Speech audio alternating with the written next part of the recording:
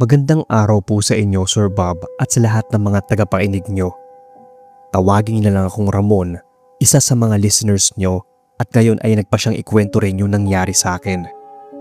Taga Nueva Vizcaya po pala ako. Lumaki ako sa lugar na halos magkakakilala lahat ng tao, at sa tuwing may namamatay, parang lahat din ay nagiging parte ng burol. Buong baryo ang dapat tumulong. Bawat pamilya dapat may abuloy at kailangan syempre magpakita ng pakikiramay. Sa baryo namin noon, kilala si Aling Corazon bilang isang mabuting albularyo. Hindi siya mukhang masungit. May pagkamataba siya, laging na-adaster at mabagal gumalaw. Kahit na ganun, lahat naman ng tao sa baryo namin ay may respeto sa kanya. Kapag may nagkakasakit, siya ang pinupuntahan. Kapag may naliligaw daw na kaluluwa, siya din ang pinapatawag para magpadasal. Pero ang pinakakilala sa kanya ay yung tuwing may namamatay. Hindi pwedeng wala siya sa burol dahil siya ang tagapagdasal. Lagi siyang dumarating dala ang rosaryo niya at bote ng langis. Uupo siya sa tabi ng kabaong at magdarasal ng sobrang haba. Ang sabi, kailangan daw dasalan ni Aling Corazon yung mga patay para hindi makuha ng masamang espiritu ang kaluluwa nila. Nasanay na kami sa ganoong ginagawa niya. Kahit nung una, hindi ko tinatanong kung bakit kailangan pa niyang magdasal andyan naman ang pari. Pero dahil marami ng beses na nangyari, naging parte na rin siya ng tradisyon sa baryo namin. Hanggang sa dumating ang burol ng dati kong kaibigan. Bata pa ako noon, pero malinaw naman sa memorya ko. Punong-puno ng tao yung bahay at bakuran nila. Sa loob ng bahay yung kabaong, tapos nasa labas yung mga taong naglalamay, kumakain, nagsusugal, nagkukwentuhan at kung ano-ano pa. Gaya ng dati ay dumating si Aling Corazon. Umupo siya sa tabi ng kabaong, nakayuko, hawak ang rosaryo. Pero nung panahon na yon, pinanood ko talaga siya. May kakaiba akong napansin. Habang nagdarasal kasi siya ay naatitig lang siya ng matagal sa bibig ng bangkay ng kaibigan ko. Hindi siya yung saglit na naatingin lang. Yun bang parang tinititigan niya ng buo. Akala ko naiidip lang siya kasi nga ay matanda na. Nakita ko na gumagalaw yung labi niya. Medyo narinig ko pa nga kasi hindi niya napansin na dumaan ako sa likod niya. Kunwaring kumukuha ako ng biskwit at kape. Hindi siya dasal ng Ama Namin o Hail Mary. Para siyang ibang lengguwahe, mabilis at pabulong. Kinilabutan ako sa di ko malamang dahilan kaya umalis na lang ako doon sa pwesto. Ilang linggo pagkatapos noon, may isa na namang burol sa baryo. Mga hating gabi na. Kasama ko yung pinsan ko. Pinapasok kami sa loob kasi sabi ng matatanda dapat daw ay may laging bantay sa patay. Pagpasok ay nakita namin si Aling Corazon. Mag-isa siya sa tabi ng kabaong. Walang ibang tao sa paligid niya. Tulog na yung mga tao sa loob tapos sa labas na lang yung maingay pa. Hindi pa naman kami talagang naapasok sa loob. Kumbaga, nasa bungad pa lang. Kaya hinila ko agad yung pinsan ko para gumilid tapos sinenyasan ko na manahimik siya at panoorin namin yung gagawin ng matanda. Kasi nga iba yung kutob ko. At tama nga ako dahil doon namin siya nahuli sa kakaiba niyang ginagawa sa mga bangkay.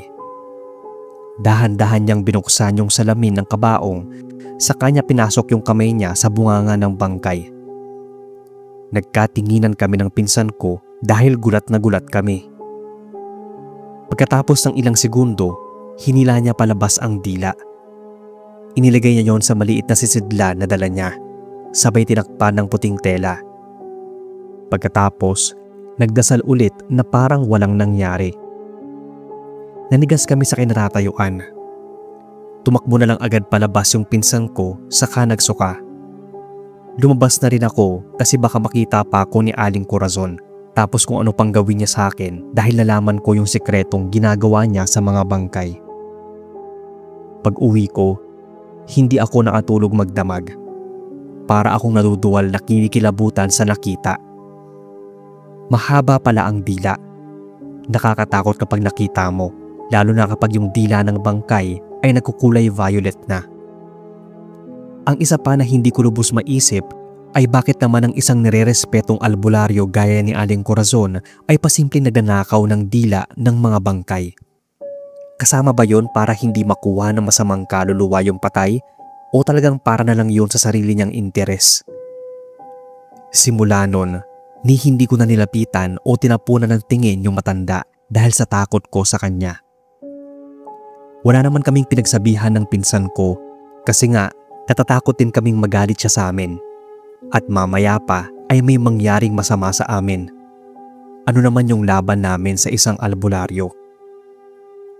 Halos 30 years na rin ang mangyari to at hanggang ngayon ay buhay pa si Aling Corazon. Matandang matanda na talaga siya ngayon. Lagi na lang siyang nakaupo sa veranda ng bahay niya.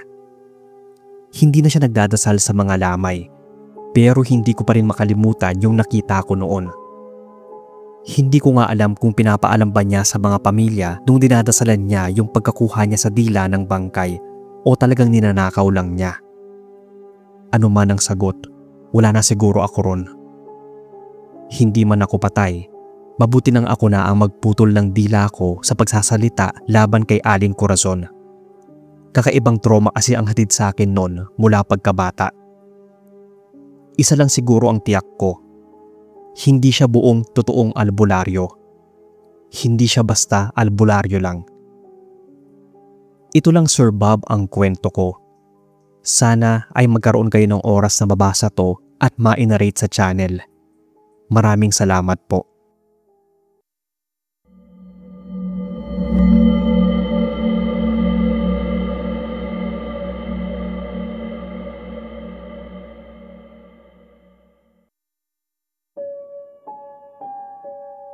Magandang gabi sa inyo, Boss Bob.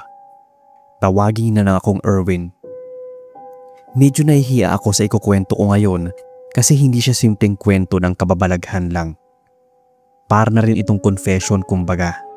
At sana ay maintindihan nyo kung bakit ko ito ginawa. Nung kabataan ko, hindi ako masyadong seryoso sa buhay. Walang permanenteng trabaho. Barkada lang ang inaatupag. Gusto ko lang yung mabilis na pera para may pang-inom at pang-yosi. Kaya nang may mag-alok sa akin na maging talent ng isang sikat na faith healer, pumayag agad ako. Sa umpisa, ang role ko lang ay magpanggap na pasyente. Pupunta kami sa mga healing sessions niya na parang mga palabas. Ako yung tipong babagsak bigla, mangangalog ang katawan, tapos sisigaw ng parang nasasaniban. Bali may script kami. Sasabihin niyang palalayasin kita. Lumabas ka, masamang elemento. Sabay tatawa ako ng parang sa demonyo. Maya-maya, parang mapapalayas niya raw. Pagkatapos nun, hahawakan niya yung ulo ko at bigla akong titigil. Standing ovation agad. May palakpakan, may naniniwala. Bawat session ay may bayad. Hindi kalakihan pero sapat na para sa isang taong tamad na tulad ko. At aaminin ko, masaya rin sa umpisa kasi para kang artista. Kahit fake, marami ring naniniwala talaga. Saka hindi kami nahuhuli dahil sa iba't ibang lugar kami dumadayo. Pero habang tumatagal, napansin kong tuwing nag-a-acting ako, parang may dumaragdag na bigat sa katawan ko. Hindi lang siya yung basta pagod. Yung tipong kahit tapos na ang palabas, ramdam ko pa rin yung bigat sa dibdib ko at yung pawis na hindi matuyo-tuyo. Minsan, pag nagsisigaw ako ng tumatawa tapos hindi mo ko mapapalayas, parang hindi na ako ang nasasalita doon. Oo, nung una scripted lang. Pero sa kalagitnaan, bigla na lang nag-iiba yung boses ko. Mas lumalalim, mas tumitinis. Minsan, parang hindi na nga sa akin. Kapag tapos na ang session, tinatanong ko ang sarili ko kung bakit parang hindi ko makontrol yung sarili. Inisip ko lang noon na baka sa sobrang nakasanayan ko o galing ko magpanggap, pati ako ay nadadala na sa emosyon. Mas lumala pa noong isang gabing umuwi ako galing session. Humiga na ako sa banig pero hindi ako makatulog. Bigla na lang may malamig na hangin sa tenga ko, tapos may bumulong ng tawa. Tawa lang na matinis pero mahina. Napabalikwas ako ng bangon. Ilang beses pa ako nagtingin-tingin sa paligid pero wala namang ibang tao. Saka yung narinig kong tawa, sobrang lapit din kasi. Parang naramdaman ko ba talaga yung hininga nung tumawa sa tenga ko. Kinabukasan pa nun, habang naglalakad ako sa palengke, nakita ko yung mga tao na normal lang. Pero ako, parang may mga aninong naasunod. Mga itim sila, may kalabuan, pero ramdam kong naatingin. Yung huling session kuno namin, nagulat ako kasi hindi ko na kailangan magpanggap. Hindi na ako umarte. Pag humahawak na yung faith healer sa noo ko, kusa na lang nanginginig yung katawan ko. Yung mga kasama ko, tuwang-tuwa kasi effective daw. Pero ako mismo, hindi ko makontrol ang sarili at takot ako. Hindi na ako ulit bumalik sa mga sessions na yon kasi nga natakot na ako. Pero kahit nasa bahay na kami, hindi talaga nila ako tinantanan. Para akong nabaliw ng ilang linggo. Hanggang sa dumating ako sa puntong hindi ko na kaya. Sabi ko, lalapit ako mismo sa faith healer at hihingi ng tulong. Kasi baka naman kahit papaano, alam niya yung gagawin. Pero pagbalik ko sa bahay niya, doon ako halos himatayin. Wala na siya.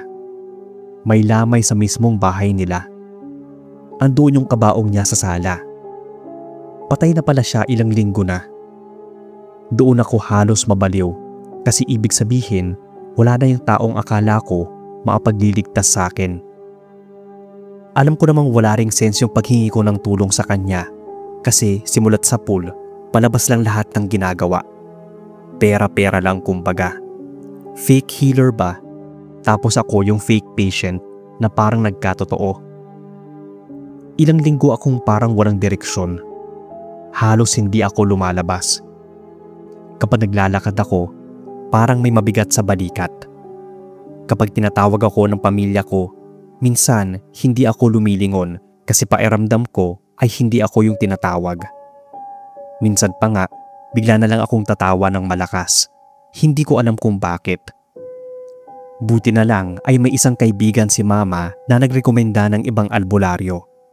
Si Mang Victor. Hindi siya sikat gaya nung napagtrabahuhan ko.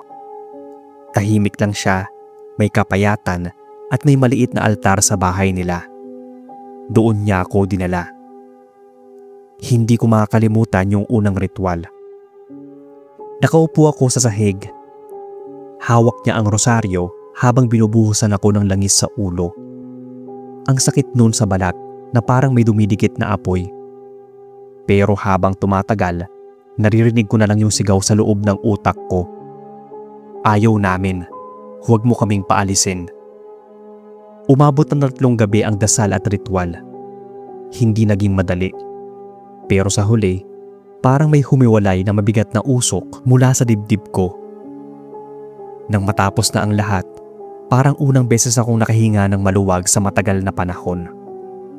Alam kong gumaling na ako. Hindi ko alam kung paano ipapaliwanag. Hindi ako naging perpekto, pero nawala yung mga boses at nawala rin yung bigat sa dibdib. Ang sabi ni Mang Victor, yung pag-arte ko raw na sinasapian parang naatawag talaga ng totoong demonyo at napapasok ko sa katawan ko. Kaya daw minsan noon sa session ay hindi ko na kontrolado yung iba kong mga galaw. Hanggang ngayon, kinikilabutan pa rin ako kapag naiisip o naaalala ko kahit almost 20 years na to nangyari. Sana ay magsilbing babala rin ito sa mga listeners nyo na yung mga simpleng biro ay pwedeng maka-attract ng demonyo. Pero tingin ko, karma na rin yun dahil naging gamit rin ako para maapanloko ng mga taong gusto lang namang gumaling sa karamdaman nila. Kumbaga, naging fate scammer kami. Hanggang dito na lang ang kwento ko, boss. Maraming salamat sa oras at sana ay kapulutan nyo ng aral. God bless sa inyo.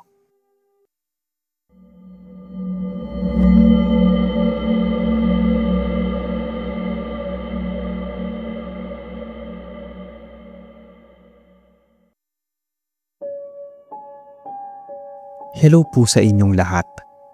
Itago niyo na lang ako sa pangalang Marie, taga Batangas. Gusto ko lang ibahagi ang karanasan ko tungkol sa isang faith healer na pinuntahan ko para ipagamot ang anak ko. Hanggang ngayon kasi, kahit ilang taon na ang lumipas, tuwing naaalala ko yung gabing yon, naginginig pa rin ako sa takot. Nagsimula ang lahat nung biglang nilagnat yung anak kong si Joshua. Wala naman po kaming history ng malubhang sakit sa pamilya, kaya nung una, inisip ko lang na simpleng trangkaso yon. Pero tumagal ng 3 araw, hindi bumababa yung lagnat kahit anong gamot pa yung ipainom ko. Wala rin kaming pera noon para agad siyang madala sa ospital. May kapitbahay akong nagsabi na subukan ko raw dalhin sa isang kilalang albularyo sa kabilang barangay. Baka raw kasi nausog o ano. Ang sabi nila, maraming natulungan na yon kasi may mga hindi gumagaling sa ospital pero bigla raw gumagaan ang pairamdam pag nadasalan na sa kanya. Siyempre, bilang nanay, lahat gagawin mo para sa anak. Kahit may alinlangan, wala rin akong ibang choice nun. Dumating kami sa bahay ng albularyo bandang hapon. Medyo liblib ang lugar kasi halos nasa dulo na ng barangay. Kubo lang siya pero puno ng mga palaspas at kung ano-anong bote na may lamang iba't ibang likido. Sa unang tingin, mukha siyang matanda na seryoso sa mga ginagawa. May kahabaan ng buhok niya tapos nakasimpleng puting damit na parang pangdasal. Hindi siya agad ngumiti pero agad niyang tiningnan yung anak ko. Ang sabi niya ay may kung anong elemento daw na dumidikit sa anak ko pero kaya daw niyang magawan yun ng paraan. Pinapasok niya kami sa loob ng kubo niya. Amoy insenso at usok ng kandila. May nakasabit rin ng mga palaspas, pati mga lumang larawan ng santo. Saka niya ako tinapunan ng tingin at mahigpit na binilinan na mag-alay daw ako ng puting manok. Tapos kapag nagdasal na raw siya ay wag na wag akong titingin. Pumikit lang daw ako kahit anong mangyari. Kailangan daw yon para mas gumaling yung anak ko. Medyo kinabahan ako nun, pero wala akong nagawa kundi sumunod. Bumili pa ako ng puting manok sa kapitbahay para maihain lang bilang alay. Ilagay niya yung manok sa gitna ng banig at sinimulan ang ritual. Habang nagdarasal siya, paulit-ulit niyang binabanggit ang mga salitang hindi ko maintindihan. Hindi yun ordinaryong dasal, parang kakaibang lengguwahe. Habang tumatagal, lumalakas ang boses niya. Halos nagiging ungol. Nakapikit lang ako at mahigpit kong hawak si Joshua na nanginginig pa rin sa lagnat. Akala ko pa naman ay simpleng tawas lang ang gagawin sa anak ko kaya talagang kinabahan ako ng todo. Nagulat na lang ako kasi sa gitna ng pagdadasal, parang tumatawa na siya. Hindi siya normal na tawa. Mahaba yon na parang pinipigil pero lumulusot. Doon ako nagsimulang kabahan ng sobra. Ang bilin pa naman ng albularyo ay huwag akong titingin sa mata niya. Pero sino ba namang tao ang hindi matutukso kung may kakaiba ka ng naririnig? Hindi ko napigilan. Dahan-dahan kong ibinuka ang mga mata para sumilip. Diyos ko po. Hanggang sa ngayon, sariwa pa rin sa isip ko ang nakita. Nakaupo ang albularyo sa harap ng manok.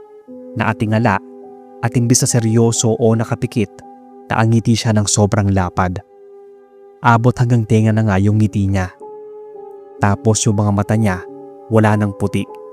Purong itim na lang. Yung parang mata ng mga manika na hindi ko maintindihan. Nanginig yung buong katawan ko. Gusto kong ipikit ulit yung mga mata ko pero para akong napako. Habang nagdarasal siya, naatitig lang siya sa akin, diretso sa mga mata ko. Mas lalo pang lumapad yung ngiti niya. Parang biglang lumamig yung hangin sa loob ng kubo kahit ang dami namang kandila. Ramdam kong may bubulong sa likod ko kahit wala namang tao. Si Joshua naman biglang umiyak ng napakalakas na parang nahihirapang huminga. Doon ko na hindi kinaya.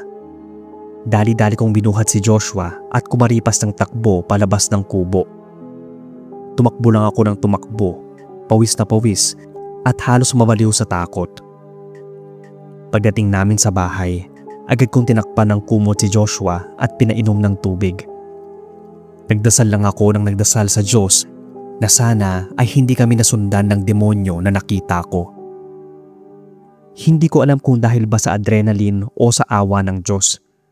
Pero makalipas ng ilang oras, unti-unti siyang naatulog ng mahimbing. Kinabukasan nun, nagulat ako kasi bumaba na yung lagnat niya. Parang walang nangyari. Pero ako, hindi ako nakatulog ng maayos mula nun. Lagi kong naaalala yung ngiti at mata ng albularyo. May mga gabi na parang naririnig ko ulit yung dasal niya sa tenga ko, lalo na pag sobrang tahimik ng paligid. Magpasa hanggang ngayon nga, hindi ko alam kung totoong faith healer ba siya o isa siyang masamang nilalang na nagtatago sa anyo ng manggagamot. Basta ang alam ko, hindi na ako babalik sa kanya. At kahit sinong kaibigan na magtanong, binabalaan ko sila na huwag lalapit doon. Mas mabuti pang ikinabit ko na lang sa Diyos kaysa maniwala sa mga gaya niya. Kaya ito lang yung maipapayo ko sa mga listeners nyo. Minsan, sa agustuhan nating mailigtas o mapagaling ang mahal natin sa buhay, nakakalimutan natin kung kanino lang dapat tayo lumapit. Sa Diyos talaga. Dahil hindi lahat ng nagpapanggap na manggagamot ay galing sa Kanya. Ito lang ang maigling kwento ko, Sir Bob. Sana ay mabasa ninyo.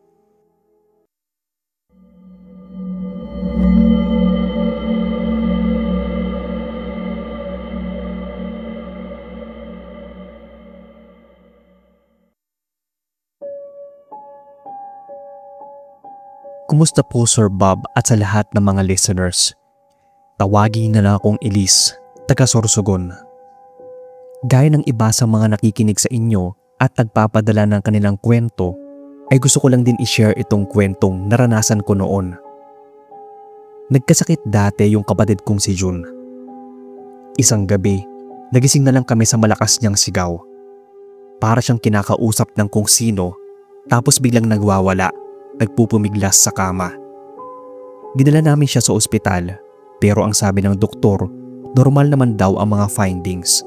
Walang infection, walang neurological problem. Kung gusto daw namin, ay pwede kaming magpa-psychological evaluation para lang maasiguro. Ako, nung time na yon ay ayoko. May stigma pa rin kasi noon tungkol sa mental health at ayoko rin iwan doon yung kapatid ko. Kaya nag-decide kaming iuwi na lang siya sa bahay. Pero sa bahay, mas lumala pa yung lagay niya. Lagi siyang bumubulong, hindi nakakatulog at parang may kausap na hindi namin nakikita. Wala na kaming maisip na ibang paraan kaya sumunod kami sa payo ng kapitbahay na dalhin si June kay Mang Celso, isa siyang kilalang albularyo sa amin. Marami din daw yung kliyente. At dahil nga desperado na rin yung pamilya namin, sinubukan na namin yon. Pagdating sa bahay ni Mang Celso, napansin ko agad yung mga bote. Nakahilera sa gilid ng sala. Iba-iba yung sukat at nakatapat lahat sa altar. Hindi ko naman masyadong pinansin yon kasi ang sakit sa dibdib nung amoy ng insenso. Pinaupo niya si June sa gitna. Tiningnan ko lang si Mang Celso na ang daming kung ano-anong abubot sa katawan, mga agimat o anting-anting ata. May hawak siyang bote na may puting tela sa bunganga nito. Sinimulan na niya ang magdasal. Habang nagdadasal, bigla niyang pinisil yung dibdib ni June. Sabay itinaas yung bote. Doon ako natigilan kasi parang may lumalabas na usok mula sa bibig ng kapatid ko. Itim na manipis lang yung usok. Diretsong pumasok yung usok sa bote at saka tinakpan agad ni Mang Celso. Pinakita pa niya sa amin, saka niya sinabing nakulong na raw yung kumakausap sa kapatid ko. Tapos ngumiti pa siya. Para naman akong nabunutan noon ng tinik sa dibdib. Biglang huminga ng malalim si June, tapos umiyak. Ang sabi niya ay ang gaan na raw ng pairamdam niya. Sobrang saya namin noon. Akala namin ay okay na ang lahat. Pero doon na nagsimula ang mas malalang sitwasyon namin. Nung una, parang okay na si Jun. Pero habang tumatagal, napansin kong nag-iiba ang kilos niya. Madalas siyang tulala, nakaupo lang sa isang sulok na atingin sa kawalan. Tatawagin ko siya minsan sa pangalan niya pero hindi siya lilingon. Para ba siyang bingi? Akala ko may mga pagkakataon lang na bumabalik yung sakit niya kaya pinabayaan ko. Kaso bigla na lang sumama yung ugali niya. Biglang nagnanakaw na siya sa amin, naging bastos, manyakis at madalas manigaw at magmura. Bagay na hindi naman ginagawa ng kapatid ko dati. Tapos isang araw, nag-away na kami dahil sumusobra na siya. Sabi ko ay umayos naman siya kasi walang ibang magtitiis sa kanya kung ako na kapatid niya. Nagulat ako kasi bigla siyang ngumiti ng malamig, saka ako diretsyong tiningnan sa mata. Ang sabi niya, hindi ako ang kapatid mo. Sabay tawa ng malakas. Yung tawa na parang hindi galing sa tao. Malalim na parang halakhak ng demonyo. Napaatras ako.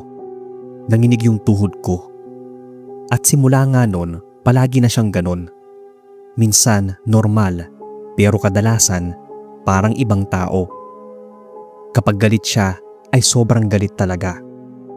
Kapag tumatawa, nakakapanindig balahibo. Doon na ako nagpasya na dapat may gawin ako. Hindi pwedeng ganoon lang siya palagi. Bumalik ako kay Mang Celso para magtanong, pero wala na siya doon sa bahay niya. Ang sabi ng iba, ganun din daw yung nangyari sa kanila. Pakiramdam nga raw nila, yung andoon sa bote ay kaluluwa ng mga mahal namin sa buhay. Ipinalit lang sa demonyo o masamang espiritu. Ang hirap at sakit paniwalaan. Hindi ko na alam kung anong totoo. Posible din kasi na hindi na talaga gumaling yung sakit ng kapatid ko. Pero kung totoo man, hanggang ngayon, tumatakbo pa rin sa isip ko kung saan na kaya napunta yung kaluluwa ng kapatid ko. Kayo ba? Anong sa tingin nyo?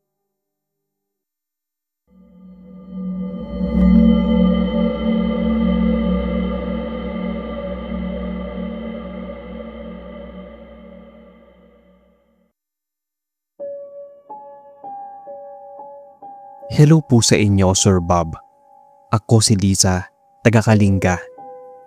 Matagal na rin po akong silent listener nyo.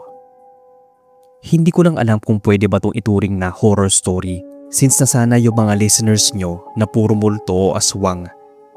Pero para sa akin, ito ang pinakamalalang bangungot na nangyari sa akin at sa pamilya ko. At magpasa hanggang ngayon, kahit ilang taon na ang lumipas, dala ko pa rin yung sakit. Simple lang yung buhay namin. Ang nanay ko ay nagtitinda ng gulay sa palengke. Hindi marangya, pero hindi rin naman kami nagugutom kasi masipag siya. Malangiti si nanay. Kilala din siya sa amin bilang matulungin. Kapag nga may kapitbahay na problemado, siya yung unang lumalapit para mag-abot ng gulay o kahit simpleng tulong. Pero lahat yon ay nagbago dahil sa isang taong ubod ng sinungaling. Nagsimula lahat ng yon dahil sa isang kapitbahay namin.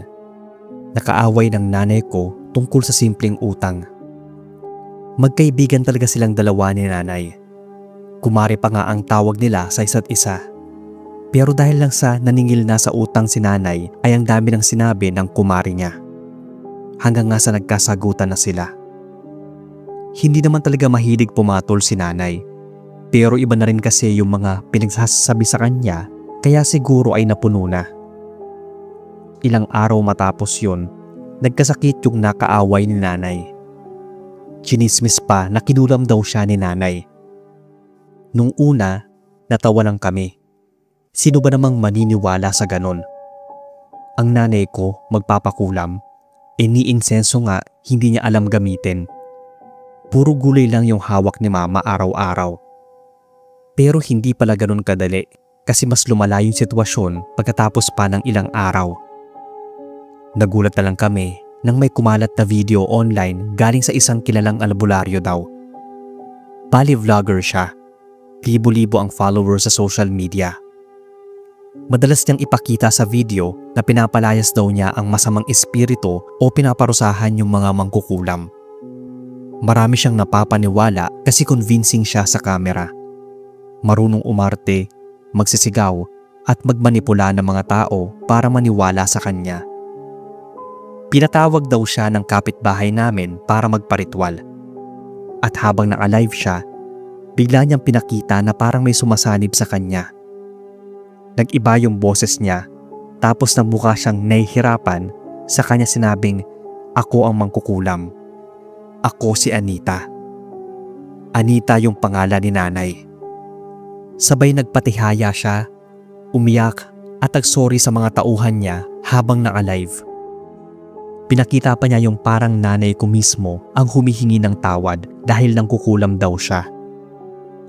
Nag-viral yung video na yon. Pinagtawanan ng libo-libo.